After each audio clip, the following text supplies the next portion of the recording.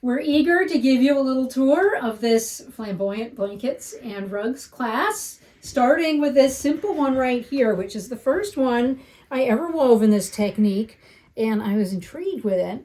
And that very same warp, I was kind of curious, well, what else can we do once that warp is on?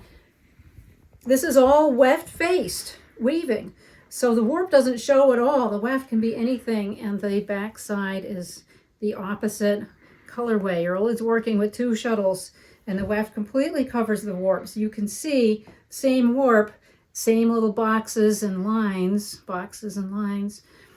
but completely different patterns.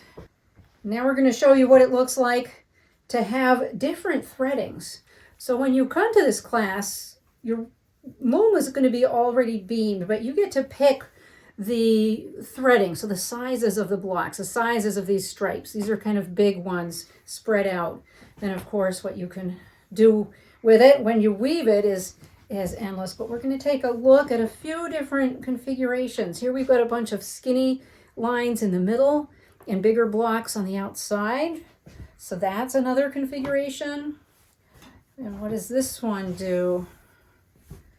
This has big blocks and then skinnier ones divided up there. And then I like to put these crosswise stripes that have some solid colors across, and that really breaks up the blockiness. And so you can see how fun this is. These are thick, they're warm. We get to use our luscious new blanket wool colors from Garn Huset. This one's a little thicker because it's beaten a little tighter, so even with the same warp, depending how you weave it, you get a different type of blanket. And these are some cloth edgings. You can see the back side is so different. This one's actually a similar configuration in the blocks to the first ones we saw, the big squares and lines, different proportions, but same idea. And then what do we have here? This one's fun because it kind of offsets. The one color is more on this side, and I have my solid color on this side, and then I reversed it.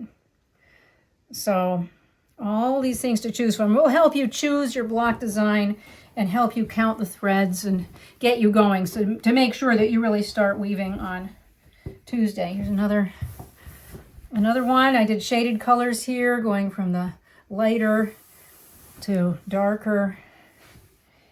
And so these block designs are here for you to choose from, and we have more as well. In the class, we also spend a little bit of time designing for a rug like this in double binding, a two-faced technique. See, the back side has the opposite colors.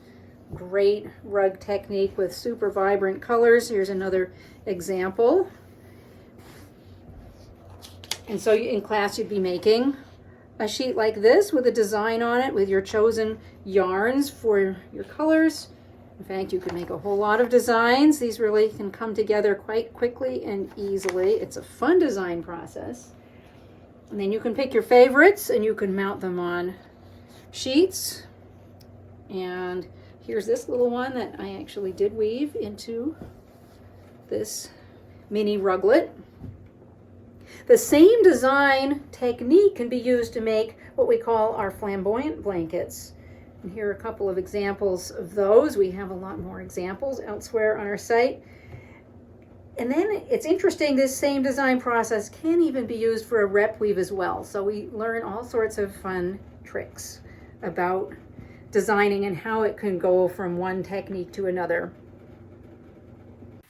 And this could also be done in rags. We'll be doing a wool rug in the class, but here's an example of a rag rug in the same technique. It's also called takate in 2 blocks, and just really fun. Both of these structures use the same design process, so we'll be doing designing and learning about the actual structures, and it's just going to be a great time. We hope you can join us.